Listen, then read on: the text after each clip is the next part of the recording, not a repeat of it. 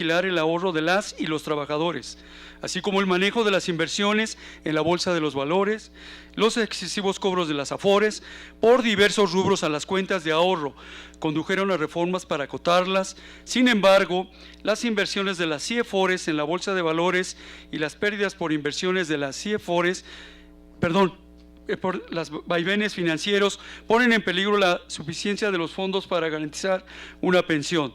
Cabe mencionar que al momento de tramitar una pensión en el nuevo esquema de pensiones, las Afores, no nos entregarán 4 renglones económicos, que son los siguientes: Retiro 97, Infonavit 92, SARIMS, Infonavit 97.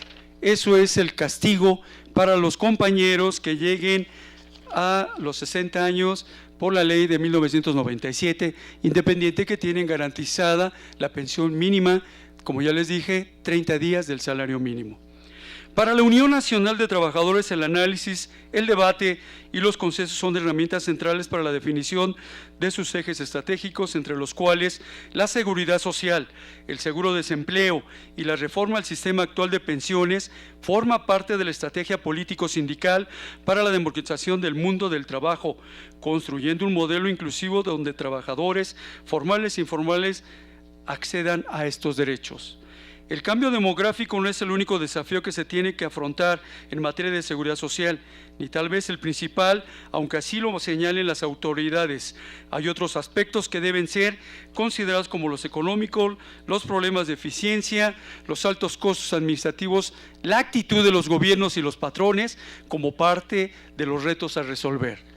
Para nuestra central, la seguridad social debe mantener sus principios de universalidad, integralidad, solidaridad y responsabilidad pública, además de reconocer que a la sociedad, en toda su complejidad de necesidades y evolución, se le plantean nuevos paradigmas como la igualdad de género y la diversidad sexual como nuevos derechos humanos.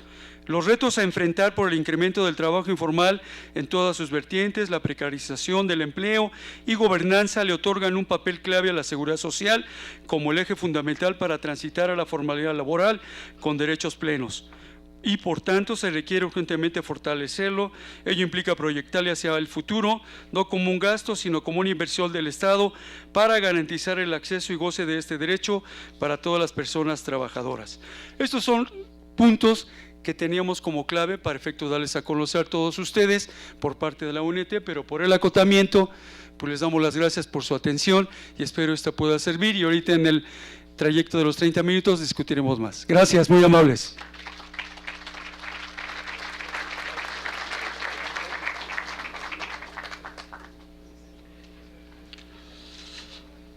Este panel correteado termina con la intervención de Rodolfo González Guzmán, secretario general de la Confederación Regional Obrera Mexicana. Por favor, Rodolfo.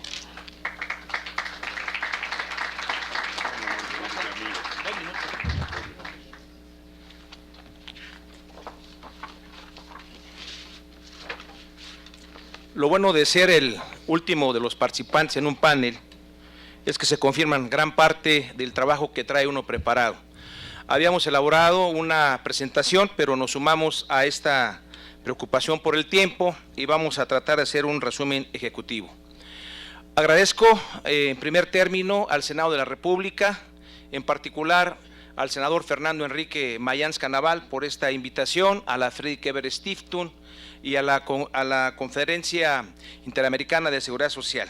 Estimados compañeros del panel, señoras y señores, aquí se han hablado ya sobre las situaciones de las tendencias demográficas en el mundo, pero no se ha destacado una de las tendencias de esta situación demográfica, independientemente de que la esperanza de vida se ha incrementado en los últimos años debido a los avances científicos, es las bajas tasas de fertilidad o de nacimientos.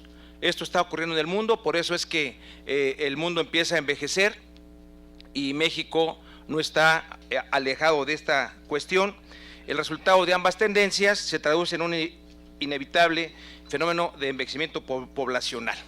Aquí se ha también hablado ya de que se administran 2.444.088 millones de pesos. Sin embargo, valdría la pena destacar que del año 2009 al 2015, casi se duplicó un poco más los rendimientos de los recursos administrados por las AFORES. Estos recursos están administrados por 53 millones, casi 53 millones de cuentas en 11 AFORE.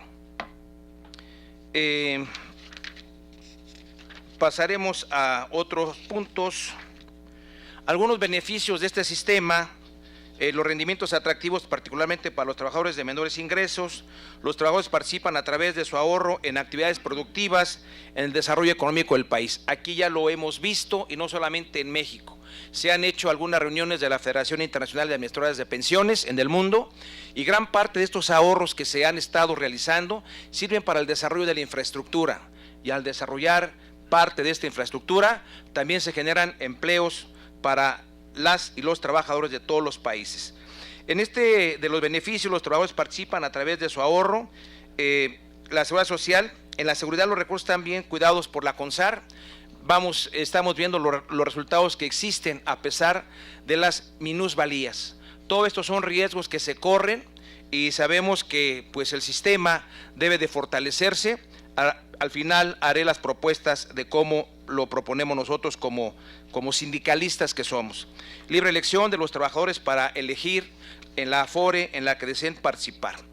Hay factores exógenos y endógenos que afectan al ahorro de un país. En este caso, parte de los factores exógenos, recordemos la grave crisis del 2008, la crisis hipotecaria de los Estados Unidos de Norteamérica, que afectaron la economía mundial y por ende a México.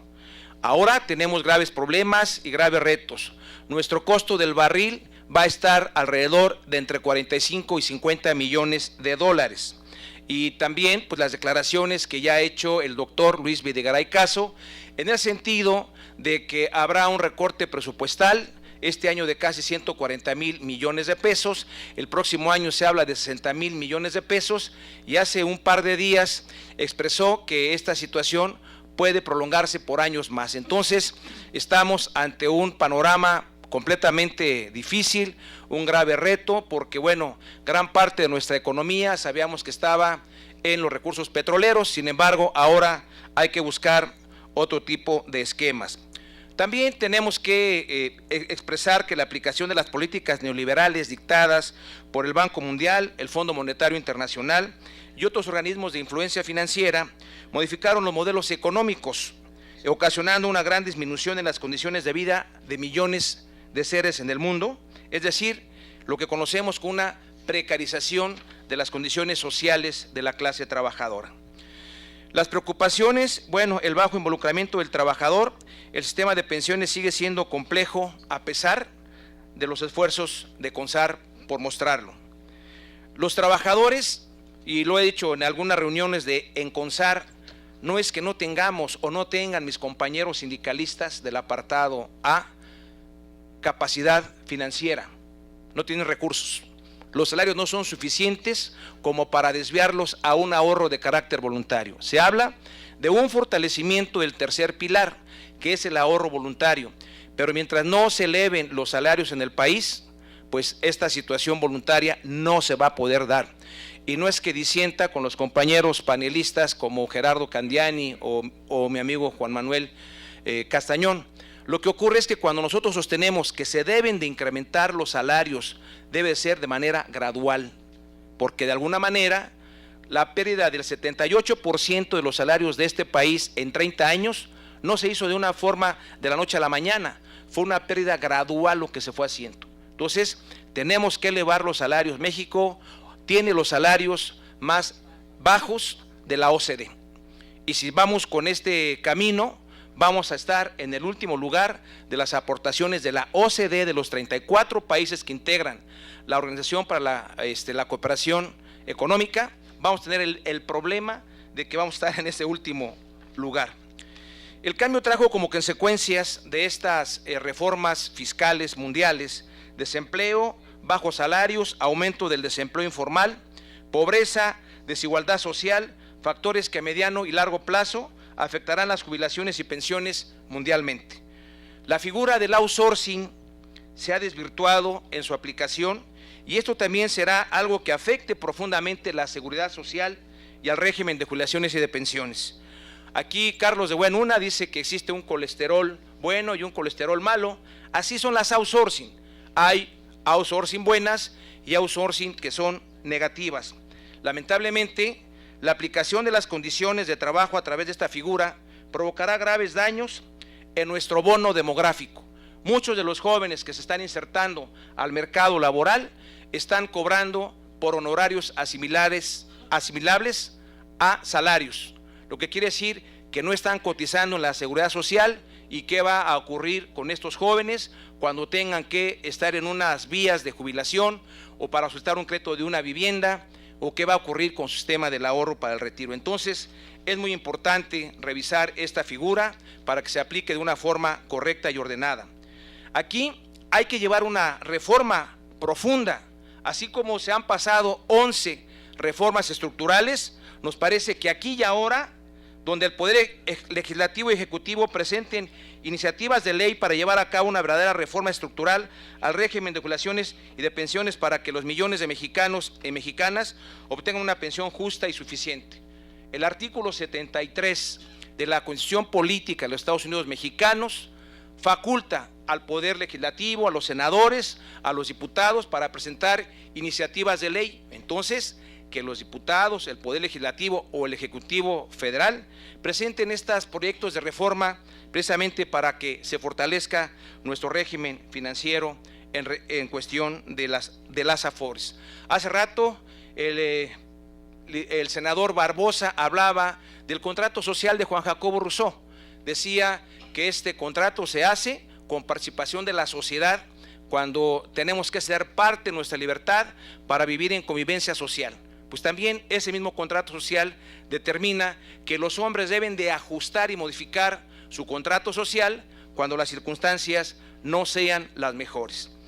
En un informe regional sobre el panorama de las pensiones realizado por la Organización para la Cooperación y Desarrollo Económico y el Banco Interamericano de Desarrollo, determinó que sin reformas entre 63 y 83 millones de personas carecerían de pensión. Ambos organismos calificaron el manejo de las pensiones como el desafío principal. Ya lo mencionaba el senador Fernando Enrique Mayans Canaval en la entrada.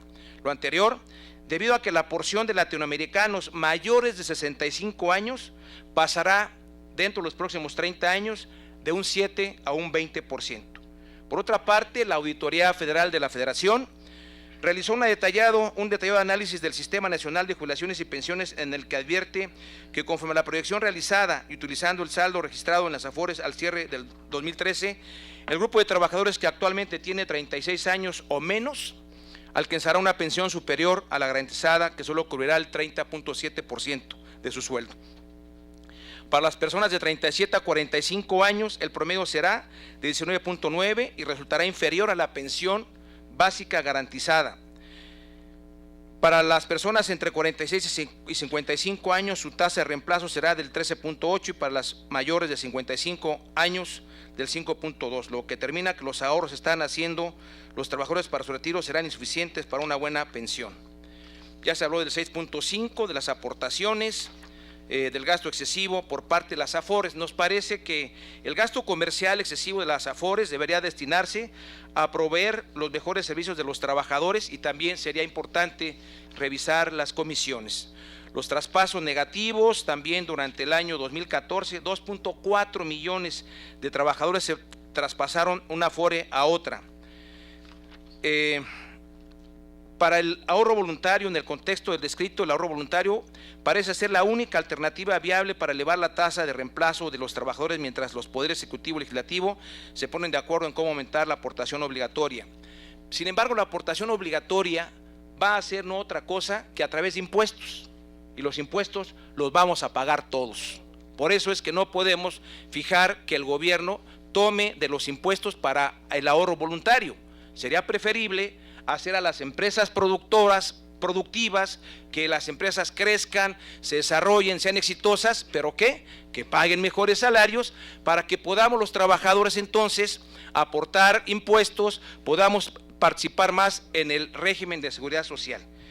Por eso es que es importante, aquí vienen ya nuestras propuestas, elevar el salario de los trabajadores, que patrones gobierno ofrezcan mecanismos de pareo, facilitar el proceso para hacer aportaciones voluntarias, que la Afore incremente la difusión sobre la importancia del ahorro voluntario, generar mayores incentivos fiscales al ahorro voluntario, que las empresas diseñen programas accesibles para aumentar la participación del ahorro voluntario. Aquí también nos ha hablado de un tema que es muy importante y qué bueno que muchos académicos lo estén tocando. No solamente deben ser el sector obrero, no solamente debe ser el sector empresarial, ni debe ser el Senado. Hay un sector muy importante de académicos que han estado analizando este estudio, este fenómeno, y no se ha hablado de la portabilidad de las aportaciones. ¿Qué pasa cuando un trabajador de gobierno se queda sin trabajo y se va a trabajar al apartado A? Sus pensiones pues ya quedaron ahí estancadas. Y lo mismo, si un trabajador está en el apartado A y pasa al B, sus aportaciones del IMSS ahí quedaron. Concluyo ya expresándoles que este año, que se ha determinado como el año del generalísimo José María Morelos y Pavón, me permito recordar en esta tribuna del Senado de la República el punto número 12 de los 23 puntos o sentimientos de la nación expresados por José María Morelos y Pavón un 13 de septiembre de 1813. Decía que como toda buena ley es superior a todo hombre, las que dicte nuestro Congreso deben ser tales que obliguen a constancia, a patriotismo, moderen la opulencia y la indigencia, y de tal suerte que se aumente el jornal del pobre, que mejore sus costumbres, alejándolo de la ignorancia, la rapiña y el hurto. Por su atención, muchas gracias.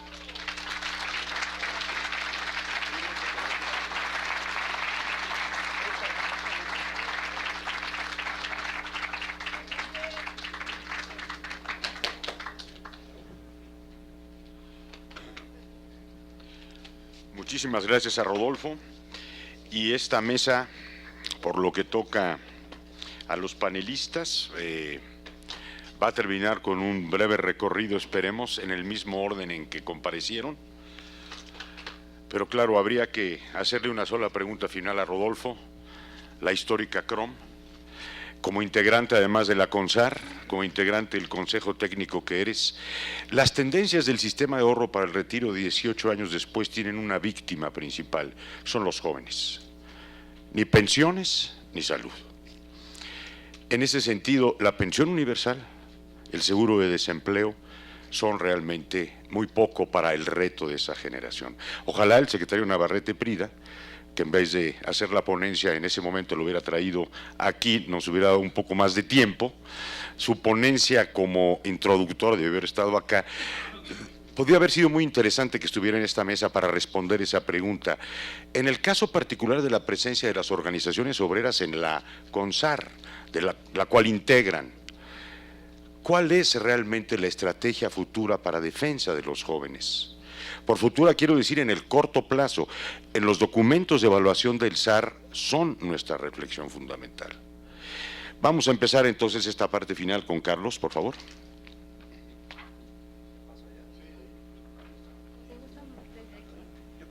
Es modelo Davos modificado. Muy bien, perfecto. Bien, se me hacía la pregunta siguiente. En una ponencia hace algunos meses establecíamos con mucha claridad cuáles eran los factores que determinaban las tasas de reemplazo. Es decir, la tasa de reemplazo, el porcentaje de la pensión que van a recibir los ahorradores como proporción de su salario. Y señalábamos que había por lo menos seis factores que determinaban la tasa de reemplazo. Factores tales como, naturalmente, los rendimientos, las comisiones, el ahorro voluntario, la edad de retiro, el momento en el que el trabajador empiece a cotizar y el monto de las aportaciones. Todos esos factores son relevantes a la hora de definir el tamaño de la pensión final de los ahorradores. Y ninguno de estos factores por sí mismo explica, digamos, la totalidad de la situación que vivimos hoy actualmente, que es, como hemos señalado, que efectivamente la tasa de reemplazo esperada en nuestro sistema de pensiones principalmente por los factores que aquí comenté, para el futuro pueden preverse como menores a lo deseado.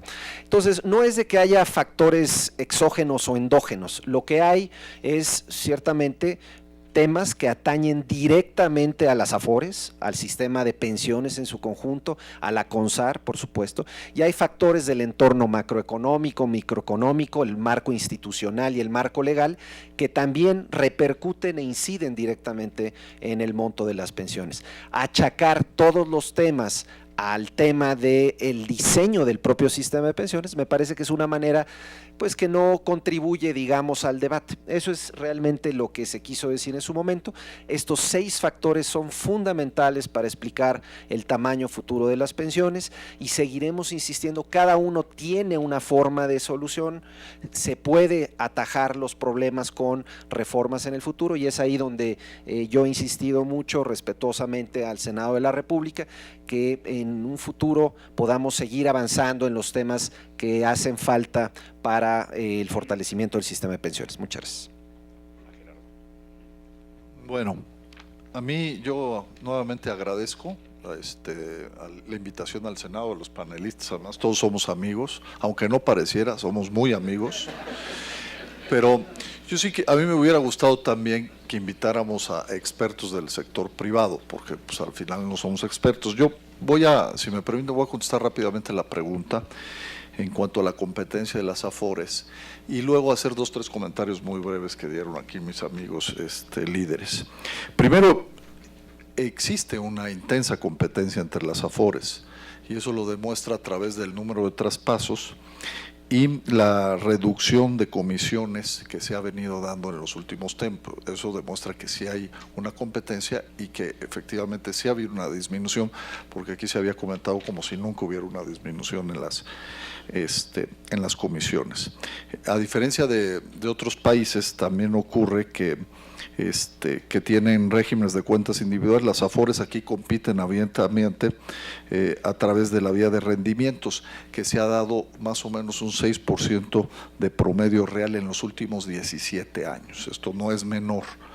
Y bueno, pues también se ha venido consolidando porque cada vez hay más AFORES y son más eficientes, ¿no? Entonces, sí estamos conscientes que hay mucho que mejorar. Aquí se generaron, no voy a entrar porque ya sé, Juan Pablo y muchos de ustedes hicieron propuestas muy puntuales al respecto, pero yo coincido que este panel nos puede dar mucho más de cómo mejoramos nuestro sistema. Y yo quisiera 2 cositas rápidamente. En el tema que se manejó de que pareciera que la única solución en el IMSS son aumentar las cuotas obrero patronales, yo les diría que eso no es cierto. La cuota obrero patronal por lo general cubre gran parte de las necesidades del sector obrero. El problema es que no podemos competir y subsidiar lo que se ha venido arrastrando en las últimas décadas, que es el sindicato del IMSS, donde el promedio, pues donde todos los mexicanos nos estamos a lo mejor retirando a los 65, 70 años, cuando los demás se retiran a los 50, 55, y donde realmente no se pagan las pensiones correspondientes ni se aporta a cómo se están retirando. Entonces, si no quisiera ahí que nos quedamos con la idea de que nosotros somos los causantes de que esté el seguro social.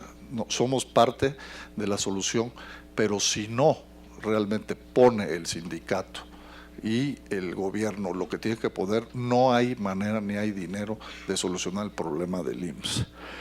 Y por último, a mi líder de la CROM, pues todos queremos empresas productivas. De hecho, yo le quiero decir que sí hay muchas empresas productivas en México, sobre todo el sector manufacturero y exportador. A partir del 2000 hasta ahorita esas empresas crecen al 6% anual de productividad al año. El problema que tenemos en México es que la pyme decrece en la misma proporción y tenemos más del 60% en la economía informal. Entonces es un país muy desigual, que también no es que nosotros no queramos aumentar los salarios. De hecho, se hace un esfuerzo muy importante y en los últimos 2 años, precisamente los factores de la producción, si ustedes se acuerdan, teníamos 3 zonas, ahora ya tenemos para octubre una sola zona. El salario mínimo siempre ha sido un piso. Por lo general, el sector productivo nacional da más o menos por lo menos 50% por arriba de la negociación contractual de salarios mínimos. Entonces, nosotros como sector estamos totalmente conscientes que tenemos que incrementar la productividad, pero también nos tiene que ayudar el Congreso. La última reforma que se aprobó, la última reforma fiscal, pues lo único que ha generado es mayor pobreza y que las empresas se vean problemadas, y también ha afectado de manera muy sensible al consumo. Entonces, sí, las empresas somos parte, como les decía, pero también necesitamos una respuesta mucho más importante y más comprometida, tanto del Congreso como pues de todos los sectores de la producción. Entonces, sí, simplemente son dos temas que yo quería aclarar, y que pues en ese sentido el sector productivo nacional siempre está comprometido con sus trabajadores, porque tenemos una gran alianza y sabemos que en la medida que haya mejor calidad de vida nos va a ir mejor a todos.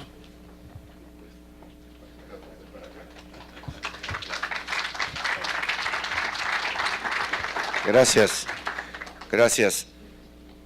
Yo creo que lo que hemos coincidido es que el 28.5% de expectativa que va a cobrar un trabajador en el 2050 no es lo que estamos buscando.